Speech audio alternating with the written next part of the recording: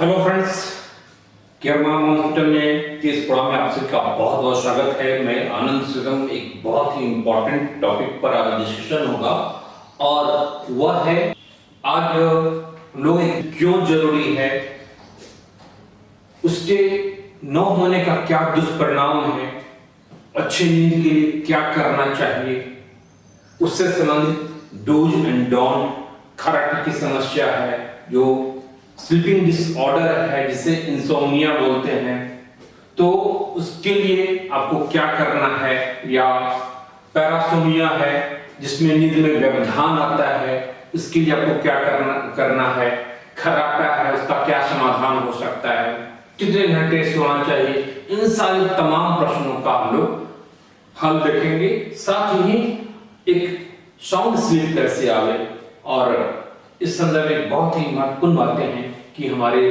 प्रधानमंत्री जी श्री नरेंद्र मोदी जी सोते भी कम हैं फिर भी तरोताजा रहते हैं, कम सो करके भी काफी एनर्जेटिक वह रहते हैं, तो यह कैसे पॉसिबल है? इन तमाम प्रश्नों का हम लोग उत्तर ढूंढते हैं, तो लास्ट तक बने रहेंगे। काफी महत्वपूर्ण होने वाला है टॉपिक।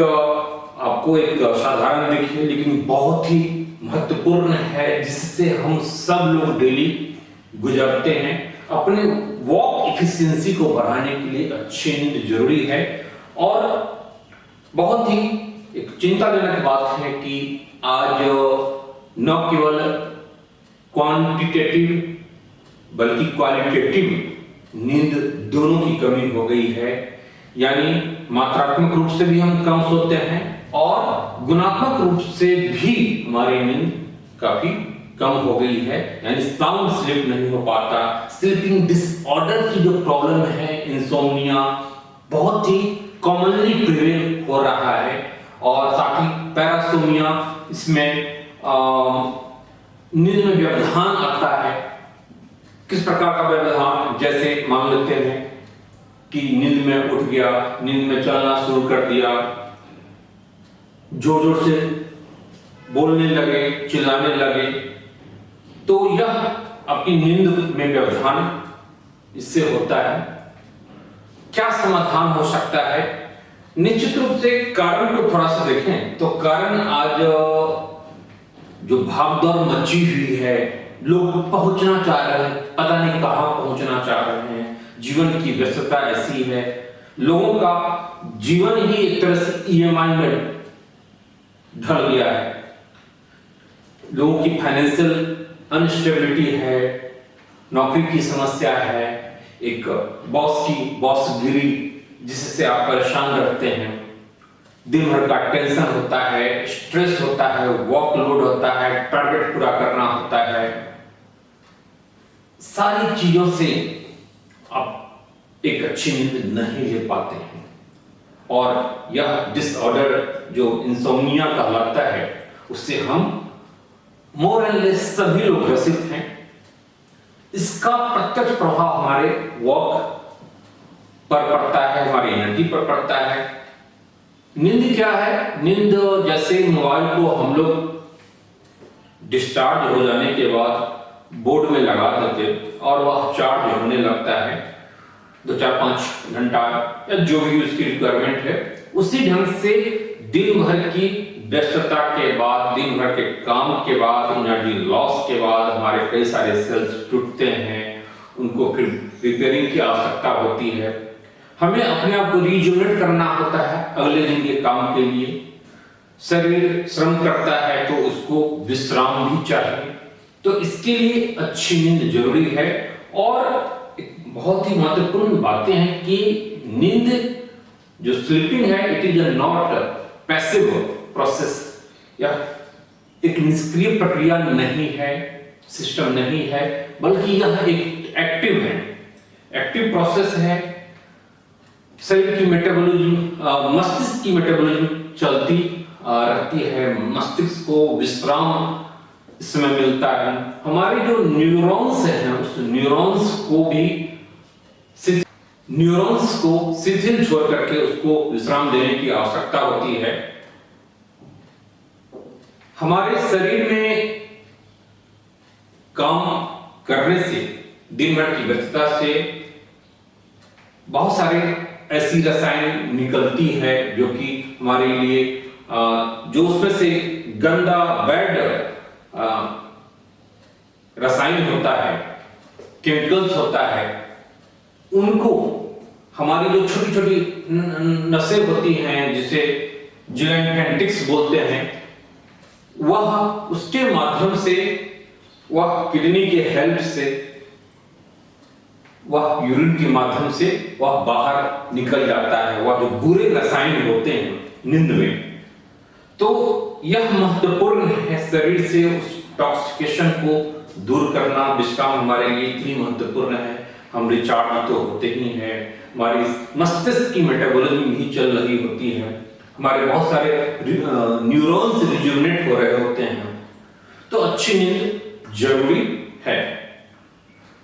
अब है कि अच्छी नींद के लिए क्या क्या जरूरी है, इस पर अगर हम ध्यान दें तो हम देखते हैं कि अच्छी नींद आज कई कारणों से नहीं आती है। अच्छी नींद के लिए जरूरी है कि एक आपकी जो बायोलॉजिकल साइकिल हो वह एक फिक्स हो, सोने का समय एक नियमितता होना बहुत ही जरूरी है। हम जनरली कभी भी सो जाते हैं, भले उठने का टाइम फिक्स हो, लेकिन 10 बजे, 11 बजे, 12 बजे कभी भी सो गए, कभी आगे कभी पीछे, वर्कलोड है। तो यह ऐसा हमें नहीं करना चाहिए। शरीर की अपनी एक बायोलॉजिकल क्लॉक होता है, उसके अकॉर्डिंगली शरीर अपने आप को ढाल लेती है। तो अपने टाइम को फिक्स करें, सोने का भी और उठने का भी। 2-4 दिन इसमें थोड़ी सी प्रॉब्लम हो सकती है, लेकिन हमें इस पर ध्यान रखना होगा। दूसरी इंपॉर्टेंट बातें हैं कि सोने से पहले घर में रोशनी नहीं होनी चाहिए। मतलब सोने से आधा घंटा 1 घंटा पहले ही आप रोशनी को बंद कर दें, ताकि जो मेलाटोनिन होता है, मेलाटोनिन का सिक्रेशन होता है, वह रोशनी में नहीं हो पाता है। और वह अच्छी नींद के लिए मेलाटोनिन आवश्यक है, वह तभी पॉसिबल होगा जब कमरे के लाइट को आप बंद कर दें, या फिर बहुत ही डिम पर रखा जा सकता है।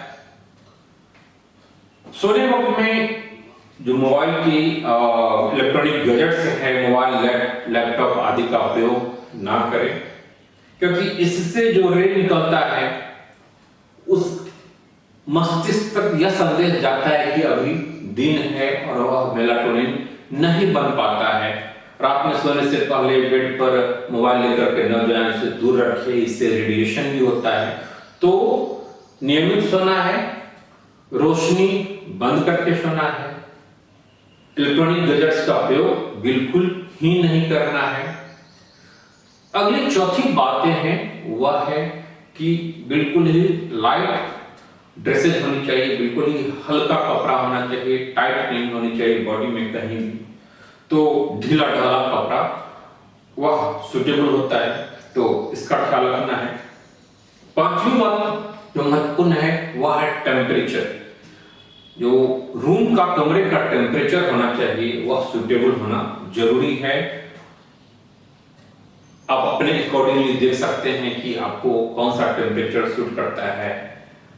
23, 24, 25, 27, 28 तक जो हमारी रिक्वायरमेंट होती है एक अच्छे टेम्परेचर की, उसमें रात में क्या होता है कि हमारी मस्तिष्क कमरे के टेम्परेचर के अकॉर्डिंगली अपना एक टेम्परेचर फिक्स कर लेता है, उससे 1-2 डिग्री कम होता है। तो अगर तापमान अनुकूल है और कुल मिलाकर के ठंडा है तो अच्छी नींद की यहाँ पर पॉसिबिलिटी होती है। बहुत गर्मी होगी तो गर्मी वह अपने आप में एक एनर्जी है, उससे बेचैनी होती है, गर्मी से बेचैनी होती है, व्याकुलता होती है, अकुलाहट होती है। इससे हमें बचना है, इस साउंड स्लीप में आपको प्रॉब्लम क्रिएट करेगा। अगली जो छठी बातें हैं वह है कि बहुत ही हैवी डाइट रात में नहीं लेना है। अगर आप बहुत ही हैवी डाइट लेते हैं या फिर खाने के तुरंत बाद सोते हैं तो इससे प्रॉब्लम आती है। खाने के 3-4 घंटे पहले, सोने से 3-4 घंटे पहले हमें खा लेना चाहिए। कारण सोने से पहले आपकी खाने का पाचन ऑलमोस्ट हो जाना चाहिए। अदरवाइज क्या होगा कि शरीर को हमारे इंटेस्टाइन को, हमारे मेटाबॉलिज्म की जो प्रोसेस है उसके लिए वहां पर रक्त संचार ज्यादा करना होगा और इससे क्या होगा कि जो ब्लड की सर्कुलेशन है वह हमारे मस्तिष्क तक सही ढंग से नहीं पहुंच पाएगा क्योंकि वह मेटाबॉलिज्म में लगा हुआ है। तो डाइजेशन का काम पहले हो जाना चाहिए ताकि ब्लड सर्कुलेशन हमारे मस्तिष्क तक बेहतर आए। हमारे नक से लेकर के सिक तक, सिक से लेकर के नक तक, नीचे तक एक जो एक लाइनिंग है, एक न्यूरोलॉजिकल सिस्टम है, उसको बेहतर ब्लड वहां पर अवेलेबल हो पाए, मस्तिष्क को बेहतर ब्लड हो पाए, मिल पाए। जो हमारे तलवे हैं उस जहां पर सारा नसें पिंड होता है उससे बेहतर ढंग से ब्लड मिल पावे, तो यह जरूरी है। इसके लिए एक इंपॉर्टेंट बात यह भी है कि रात में सोने वक्त में आप अच्छे ढंग से पैर धुला होना चाहिए। साथ ही उसमें तेल की मालिश या घी की मालिश कर सकते हैं, वह काफी सुटेबल होगा क्योंकि आपका न्यूरॉन्स वहां पर लास्ट करता है। सर और नख दोनों महत्वपूर्ण है, तो यह आवश्यकता होती है। अब है कि कुछ चीजें हैं, खराटे की प्रॉब्लम है। मान लीजिए किसी को जो कि कॉमनली आज होता है, जिसे पॉलीसोनोग्राफी के माध्यम से हम लोग मापते हैं। इसमें क्या होता है पॉलीसोनोग्राफी में कि रात भर डॉक्टर्स की निगरानी में पॉलीसोनोग्राफी के माध्यम से आपको निगरानी में रखा जाता है और आपकी उसमें जांचें की जाती है कि जो नींद में क्या प्रॉब्लम आ रही है, क्या परेशानी आ रही है, इसको जांच किया जाता है। इस संदर्भ में मान लीजिए कि किसी को भी एकदम से एकाएक नींद ज्यादा आने लगे या फिर नींद एकदम से कम आवे, दोनों स्थिति में आपको डॉक्टर से हेल्प लेनी चाहिए। और इस खर्राटे की प्रॉब्लम के समाधान के लिए भी डॉक्टर से संपर्क करना चाहिए। इसको लाइटली में नहीं लेना है क्योंकि इससे क्या होगा कि हमारे रक्तचाप बढ़ेगा, हमारी हृदय पर प्रेशर ज्यादा बनेगा, इसमें हृदय रोग से संबंधित समस्याएं हो सकती है, तो बीपी की समस्या भी बढ़ सकती है, हृदय रोग की भी संभावनाएं बढ़ सकती है खर्राटे के कारण। तो उसको लाइटली नहीं लेना है, ठीक है। साथ ही कहा जाता है कि लेवेंडर का जो तेल होता है उसका मसाज करना चाहिए, तो इसका भी हमें ध्यान रखना है। बाकी तेल है, घी है, उससे भी मसाज किया जा सकता है।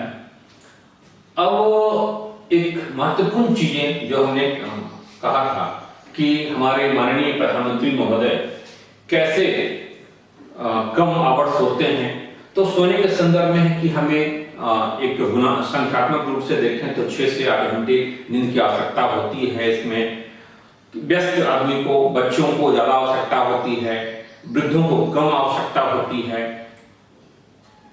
साथ ही जो प्रेग्नेंट वुमेन है उनको भी ज्यादा नींद की आवश्यकता होती है, उनको विश्राम की ज्यादा आवश्यकता होती है, नींद की बेहतर आवश्यकता होती है। तो थोड़ा सा यह तो वेरी करेगा, 6 से 8 घंटा है, तो बच्चे से लेकर के बूढ़े तक, वृद्धों तक इसमें वेरी करेगा, लेकिन 6 से 8 घंटा एक समान रूप से माना जा सकता है। लेकिन इसमें सबसे महत्वपूर्ण चीज है साउंड स्लीप। केवल संख्यात्मक रूप से नहीं, मात्रात्मक से नहीं कि आप 6 घंटा 7 घंटा आप सो रहे हैं लेकिन अच्छी नींद नहीं आए, आप इंसोम्निया की प्रॉब्लम से ग्रसित हैं, आप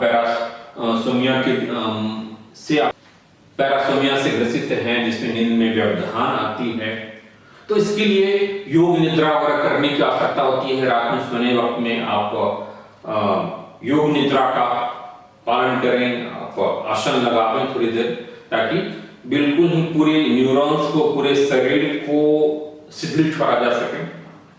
क्योंकि पूरी की पूरी ये एक शारीरिक मानसिक क्रिया है नींद, और जैसा कि हमने बताया कि यह एक पैसिव नहीं एक्टिव प्रक्रिया है। तो इन सब में आपको उत्तर मिल रहा होगा जो हमारे माननीय प्रधानमंत्री महोदय हैं कि कैसे 4 घंटा सो करके काम चला लेते हैं, उठने का टाइम उनका फिक्स है लेकिन सोने का टाइम फिक्स नहीं है। तो इसमें यही वजह है कि वो एक साउंड स्लीप लेते हैं, योग निद्रा का प्रयोग करते हैं। दूसरी महत्वपूर्ण बातें हैं कि जिसको आपको ध्यान देना है वह है श्रम और विश्राम में संबंध होता है, नींद और निद्रा और ध्यान में संबंध होता है, इसको आप समझिए। तो आप भी वैसा ही कर सकते हैं कि कम सो करके भी आप अच्छी नींद लेंगे, साउंड स्लीप, गुणात्मक नींद आएगा। अब श्रम विश्राम का सिद्धांत यह है कि आदमी मेहनत करता है, दिन भर मेहनत करता है, तो मेहनत करने से थकान होती है और इस थकान से क्या होता है, एंडोर्फिन नामक एक दर्द निवारक शरीर से एक स्वतः रूप से निकलता है। तो यह जो एंडोर्फिन है आपको फिर विश्राम की स्थिति में लाता है। जो दर्द निवारक है, आप बाहरी दर्द निवारक का यूज नहीं करना है, आपको जो शारीरिक रूप से एंडोर्फिन है उसके लिए उसे स्टिमुलेट या कैसे वो आएगा इसकी व्यवस्था करनी है।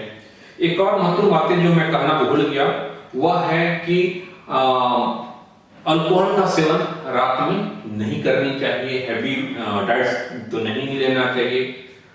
अल्कोहल से कहीं कहीं आप हैबिचुएटेड हो जाते हैं, आपको लगता है कि हम अच्छी नींद आ रही है, लेकिन नहीं, बिल्कुल नींद में व्यवधान उससे आती ही है। तो अल्कोहल का सेवन से बचना है। इधर मैं श्रम और विश्राम की बातें कर रहा था, तो श्रम और विश्राम के सिद्धांत को आप समझेंगे कि आप मेहनत दिन भर ज्यादा करेंगे तो आपको थकान होगी तो अच्छी नींद होगा, साउंड स्लीप होगा।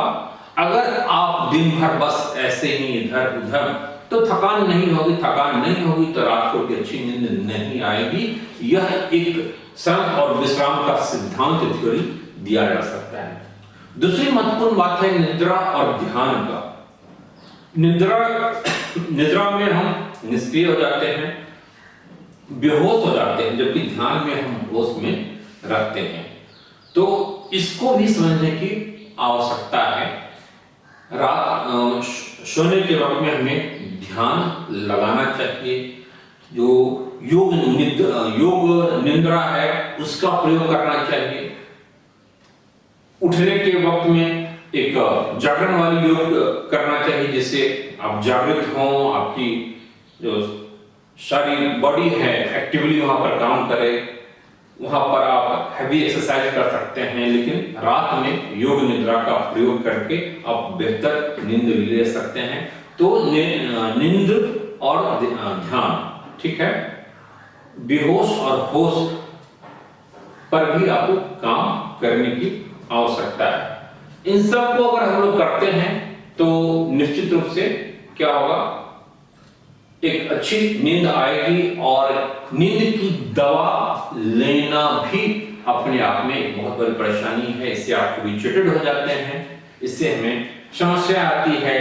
बिना फिर हैबिचुएटेड हो जाने के बाद बिना उसका नींद नहीं आती है, तो इससे भी हमें बचना है। इस प्रकार की किसी भी आदत से कुछ ऐसी दवाएं होती है जिससे भी आपको नींद में प्रॉब्लम आती है या फिर नींद ज्यादा आती है। इस दोनों का ख्याल रखना है।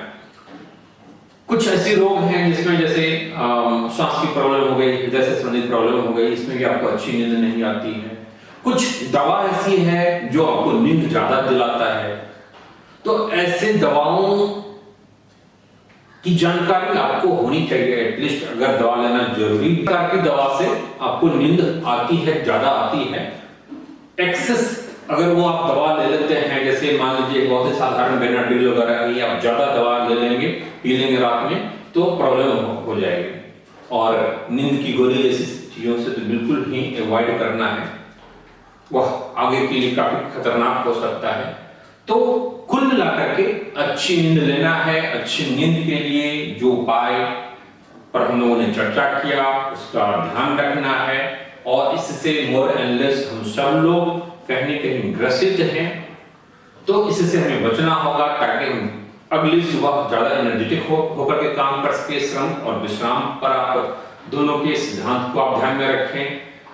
नींद और योग की सिद्धांत पर आप का ख्याल रखें, तो निश्चित रूप से आपकी गुणात्मक और संख्यात्मक और गुणात्मक दोनों नींद अच्छी होगी से आप गुजरेंगे, और इसका फायदा आपको अपने जीवन की सफलता में, वर्क इफिशिएंसी में भी दिखेगा।